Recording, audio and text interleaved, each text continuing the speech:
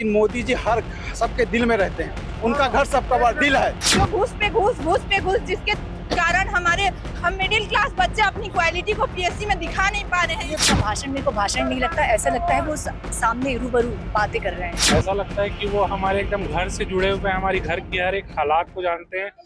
छत्तीसगढ़ में देश के प्रधानमंत्री नरेंद्र मोदी का यह चौथा दौरा था और इसके बाद भी कई दौरे हो सकते हैं क्योंकि चुनाव बिल्कुल नजदीक है। हमारे साथ ऐसे लोग हैं जिन्होंने मोदी के लिए न सिर्फ शाउट किया है बल्कि उनके तारीफ में जो है कसीदे भी पढ़े हैं। मोदी जी ने भी लंबा चौड़ा भाषण दिया, काफी कुछ कहा गरीबों के लिए। ये जो लोग आपके साथ खड़े मैं देख रहा हूँ कि कमोबेश पहली बार वोट करने वाले लोग हैं, इनका उत्साह कैसे है इस बार? ये सभी पहली बार वोट कर रहे हैं और इनका सबका कहना यही है, मेरा पहला वोट देश के नाम, मोदी के नाम।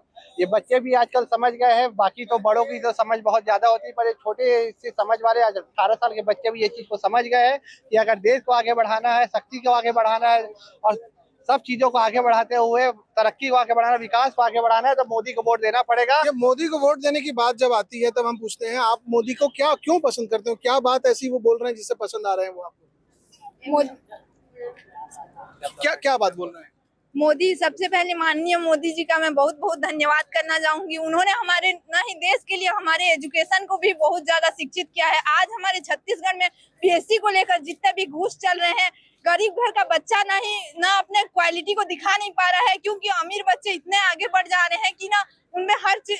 हमारी यहाँ अभी भाजपा मतलब की कांग्रेस की सरकार है जो घूस पे घूस जिसके कारण हम मिडिल क्लास बच्चे अपनी क्वालिटी को पीएससी में दिखा नहीं पा रहे हैं। ये बेरोजगार जो युवा है उनका दर्द है, साथ ही कुछ और भी है। अगर वोट करने जाओगे कैसा महसूस करोगे? पहली बार करने वाले सरकार में आपकी भूमिका रहेगी? हम बहुत खुशी महसूस करेंगे कि हम मोदी जी को वोट दे रहे हैं पहली बार। आज जब आप मोदी जी को सुन रहे थे क्या अच्छा लग रहा था आपको? उनकी सारी बातों को सुनकर मैं बहुत अच्छा लगा कि वो बच्चों के लिए इतना कुछ कर रहे हैं, हमारे एजुकेशन के लिए, पढ़ाई के लिए। बस इतना ही कहना चाहते हैं। आज मोदी जी की भाषण पे अगर बात करें तो क्योंकि आप काफी समय से जुड़े भी हुए हैं, इन्हीं की तरह आप भी मोदी जी को बड़े ध्यान से सुन रहे थे। लगातार इतने लंबे चौड़े भाषण देते, इतनी एनर्जी कहाँ से लाते हैं और क्या बात आपको पसंद आई उनकी?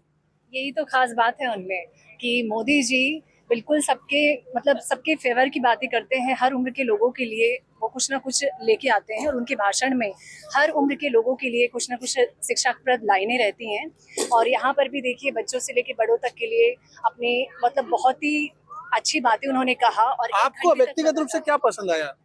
मेरे को व्यक्तिगत रूप से उनका सबसे जिस तरह से मिलते हैं और बातें करते हैं, उनका भाषण मेरे को भाषण नहीं लगता, ऐसा लगता है वो सामने रूबरू बातें कर रहे हैं। ये मुझे एक बार जो वो क्राउड के साथ जुड़ते हैं, भीड़ के साथ, तो लगातार जो है वो उनसे बातचीत करते रहते हैं। ऐसा लगता है कि भाषण नहीं बल्कि बातचीत हो रही है, ऐसा महसूस होता है? बिल्कुल होता है। ऐसा लगता है कि वो हमारे एकदम घर से जुड़े हुए हैं, हमारी घर की हर एक हालात को जानते हैं और हमारे घर के हित में ही पूरी बातें को करते हैं। लेकिन खुद मोदी जी तो किसी घर में रहते नहीं है, वो तो अपनी पत्नी से भी अलग, माँ से भी अलग रहते हैं।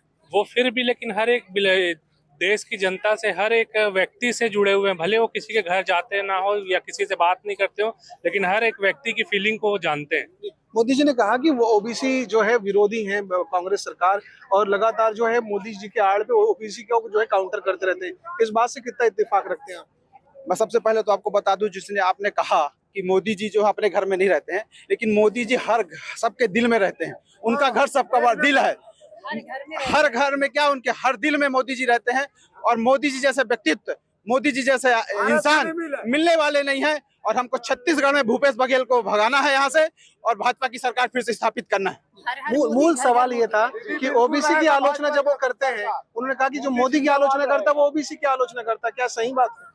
नहीं, वो तो सबको लेके चलते हैं। आलोचना करने वाले तो कांग्रेस के हैं, वो आलोचना करते हैं, भाजपा के नहीं। अगर देश के प्रधानमंत्री को कुछ बुरा भला बोला या फिर उनकी आलोचना की तो ऐसा लगता है कि पूरे ओबीसी वर्ग की आलोचना हो गई। सिर्फ ओबीसी वर्ग की नहीं, सभी को लगता है मोदी जी को गलत कोई कहता है तो वो इंसान सबसे पहले गलत लगता है। तो ये बात जो है, ये जो बात है वो कमोबेश भारतीय जनता पार्टी के लोग, नए वोटर और तमाम लोग जो यहाँ मौजूद हैं, वो सारों का कहना है कि मोदी जी का जो भाषण है वो उनको बहुत अच्छा लगता है। और आप इस साउंड सुन सकते हो आप कि किस तरह से ये इस तरह के जो लोग हैं ये साफ कहते हैं कि, और ये मोदी के साउंड, ये मोदी के नारे जो है साफ करते हैं कि उनकी लोकप्रियता साल दर साल बढ़ते जा रही है। और छत्तीसगढ़ में उनकी लोकप्रियता के आधार पर क्या वोट उनको मिल पाएंगे, भारतीय जनता पार्टी का क्या छत्तीसगढ़ में कमबैक हो पाएगा, ये निकट भविष्य में स्पष्ट होगा। कैमरा पर्सन इम्तियाज के साथ मनीष शरण, छत्तीसगढ़ तक।